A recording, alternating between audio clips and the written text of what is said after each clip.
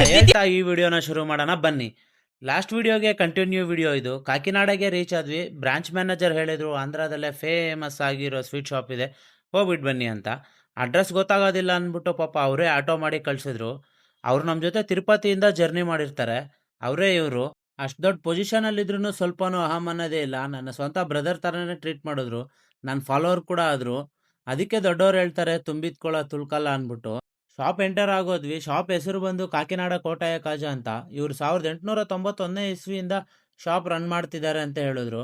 ಆಂಧ್ರಾಗೆ famous ಆಗಿರೋ sweet ಇದೇನೆ, ಪೂತರೇಕುಲು ಅಂತ ಅಂದ್ಬಿಟ್ಟು. ಇವ್ರಿಗೆ ಗೂಗಲಲ್ಲೂ 4 ಸ್ಟಾರ್ ರೇಟಿಂಗ್ ಇದೆ. ನಾನು ಮನೆಗೆ ಏನು ಬೇಕೋ ಎಲ್ಲ ತೊಗೊಂಡಿದ್ದಾಯ್ತು. ನೀವು ಯಾರಾದರೂ ಪೂತರೇಕುಲು ತಿಂದಿದ್ರೆ ಟೇಸ್ಟ್ ಹೆಂಗಿದೆ ಅಂದ್ಬಿಟ್ಟು ಕಮೆಂಟ್ ಬಾಕ್ಸಲ್ಲಿ ತಿಳಿಸಿ. ಇಲ್ಲಿಂದ ನಾವು ಬಂದಿದ್ದೆ ಅನ್ನವರಂ ಸತ್ಯನಾರಾಯಣ ಸ್ವಾಮಿ ದೇವಸ್ಥಾನಕ್ಕೆ. ಕಾಕಿನಾಡದಿಂದ ವೈಜಾಗ್ ಹೋಗೋವಾಗ ಹೈವೇಯಲ್ಲಿ ಸಿಗುತ್ತೆ ಈ ದೇವಸ್ಥಾನ. ಇಷ್ಟು ದೂರ ಬಂದಿದ್ದೀವಿ, ದರ್ಶನ ಮಾಡ್ಕೊಂಡು ಹೋಗೋಣ ಅಂದ್ಬಿಟ್ಟು ಕಸ್ಟಮರ್ ಹೇಳಿದ್ರು. ನಾನು ಡಬಲ್ ಓಕೆ ಅಂದ್ಬಿಟ್ಟು ದೇವಸ್ಥಾನದ ಕಡೆ ರೊಯ್ ಅಂತ ಹೊರಟೆ. ಆದರೆ ಇಲ್ಲಿ ಬಂದು ನೋಡಿದ್ರೆ ಬಾಕ್ಲಾಕ್ಬಿಟ್ಟಿದ್ರು. ಏನಪ್ಪ ದೇವ್ರೆ, ಇಷ್ಟು ದೂರ ಕರ್ಸ್ಕೊಂಡು ದರ್ಶನ ಭಾಗ್ಯನೇ ಕೊಟ್ಟಿಲ್ಲಪ್ಪ ಅಂತ ಅಂದ್ಕೊಂಡೆ. ಆದರೂ ಈ ಥರ ಕ್ಷೇತ್ರದಲ್ಲಿ ಕಾಲಿಡೋದೇ ನಮ್ಮ ಪುಣ್ಯ ಅಂತ ಅಂದ್ಕೊಂಡು ರಿಟರ್ನ್ ಹೋಗೋವಾಗ ತಪ್ಪದೆ ದರ್ಶನ ಮಾಡ್ಕೊಂಡು ಹೋಗ್ತೀನಿ ಅಂದ್ಬಿಟ್ಟು ಮನಸಲ್ಲೇ ದೇವರಿಗೆ ಕೈ ಮುಕ್ಕೊಂಡೆ. ಈ ಕ್ಷೇತ್ರದ ಸ್ಥಳ ಪುರಾಣ ಏನಂದರೆ, ನಾರದ ಮುನೀಂದ್ರರು ಬ್ರಾಹ್ಮಣನಾಗಿ ಶಿವ ಮತ್ತು ಪಾರ್ವತಿ ತಾಯಿಗೆ ಸತ್ಯನಾರಾಯಣ ಸ್ವಾಮಿ ವ್ರತ ಮಾಡಿಸಿದ್ರು ಅಂತ ಹೇಳ್ತಾರೆ.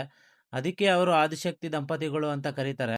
ಅದಕ್ಕೆ ಈ ಕ್ಷೇತ್ರಕ್ಕೆ ಇಷ್ಟೊಂದು ಮಹಿಮೆ ಇರೋದು. ಇಲ್ಲಿ ಬರೋ ಭಕ್ತಾದಿಗಳೆಲ್ಲರೂ ದಂಪತಿಗಳು ಸಮೇತ ಬಂದು ರಾತ್ರಿ ಇಲ್ಲೇ ಉಳ್ಕೊಂಡು ದರ್ಶನ ಮಾಡ್ಕೊಂಡು ಹೋಗ್ತಾರೆ. ಇಲ್ಲಿಂದ ನಾವು ಬಂದಿದ್ದೆ ವೈಜಾಗ್ಗೆ. ಫೈನಲ್ ಆಗಿ ವೈಜಾಗ್ ಎಂಟರ್ ಆಗೋದ್ವಿ. ನನ್ನ ಜೊತೆ ಇಷ್ಟು ದೂರ ಜರ್ನಿ ಮಾಡಿರೋ ನನ್ನ ಎಲ್ಲ ಫಾಲೋವರ್ಸ್ಗೂ ತುಂಬು ಹೃದಯದಿಂದ ಥ್ಯಾಂಕ್ಸ್ ಹೇಳ್ತಾ ಇದ್ದೀನಿ.